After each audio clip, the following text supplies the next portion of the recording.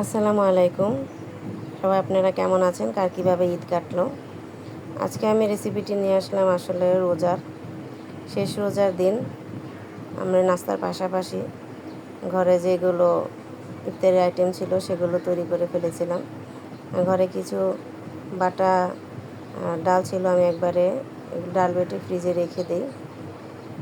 ওইখান থেকে অল্প অল্প করে বের করে বানিয়ে নিই। এখানে ডাল বাটার সাথে আমি কিছু মশলা অ্যাড করে নিলাম, পেঁয়াজ কুচি, কাঁচামরিচ কুচি, ধনিয়া গুঁড়া, মরিচের গুঁড়া, লবণ, বিট লবণ, সব ধনিয়া পাতা সব কিছু দিয়ে মেখে আমি গরম তেলের মধ্যে পেঁয়াজগুলো ভেজে নিয়েছি। আসলে এই পেঁয়াজগুলো খেতে এতই ভালো, আর দেখতে দেখে কেউ বলতেই পারবে না যে আপনারা ঘরে তৈরি করেছেন। আর এই ডালটা কিন্তু অ্যাঙ্কার ডাল। তারপরে আমি তৈরি করেছিলাম বুট। আসলে বাঙালিরা আমরা ইফতারি বলতে ছোলার বুট, পেঁয়াজ, আলুর চপ, বেগুনি, আমরা এটাকেই বুঝি। আমরা অন্য যে যাই করি আমাদের পাশে এগুলো থাকতে হবে।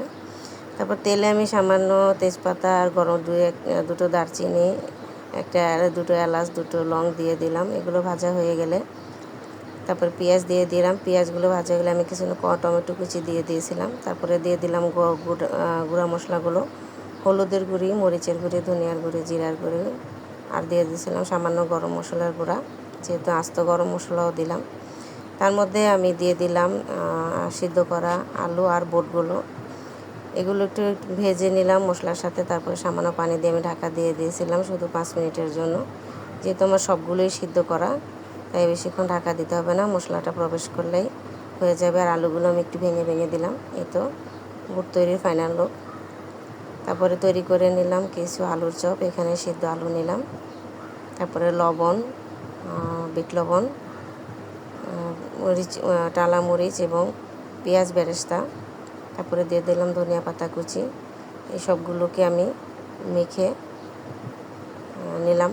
মেখে তারপরে একটা ব্যাটার তৈরি করে নিলাম আলুর চপের জন্য। এখানে বেসন, সামান্য ময়দা এবং সামান্য চাউলের গুঁড়া দিলাম। চাউলের গুঁড়াটা দিলে একটা মচমচা থাকে অনেকক্ষণ। তারপরে দিয়ে দিলাম সাদা লবণ, বিট লবণ, কালি জিরা এবং আদা রসুন বাটা।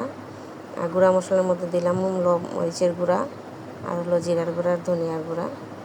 এগুলো দিয়ে অল্প অল্প করে পানি দিয়ে আমি একটি ঘন ব্যাটার তৈরি করে নেব। ব্যাটারটা পাতলা হবে না, মোটামুটি ঘনই হবে। দেখতে পাচ্ছেন আমার ব্যাটারটা তৈরি করা শেষ। তারপরে আলুরিয়াগুলোকে আমি আলুর চপের মতো চ্যাপটা চ্যাপটা করে নিলাম। তারপরে এক একটি ব্যাটারের মধ্যে ডুবিয়ে আমি এগুলোকে ভেজে নিলাম। আসলে শেষ ইফতারিটা আমরা সবাই একসাথে করছিলাম, ফ্যামিলির সবাই মিলে।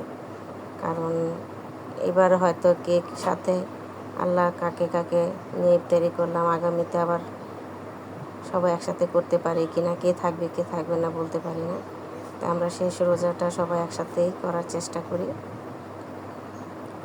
দেখতে পাচ্ছেন আমার আলুর চপগুলো এপাশ ওপাশ ভাজা হয়ে গেলে আমি এগুলোকে উল্টিয়ে পাল্টিয়ে ভেজে নেব।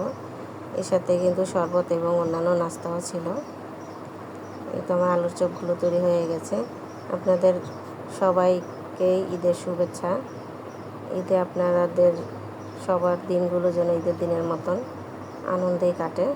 ধন্যবাদ সবাইকে আমার ভিডিওটি দেখার জন্য।